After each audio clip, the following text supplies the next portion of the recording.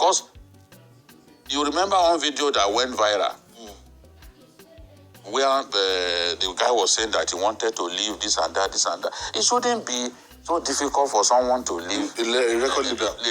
Record label. It is very difficult. No, you're not all over the world. Look at, you can call Portable a madman, but you can see that clearly Portable didn't want to be under the apron string of anybody. He chose what looks like a good decision for him. He's always talking about ripping them off.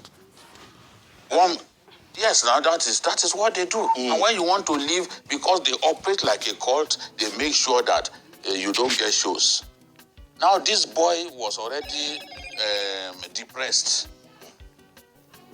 And his life was in danger. According to his friend, he even wanted to jump down from a story building because he was already tired of life.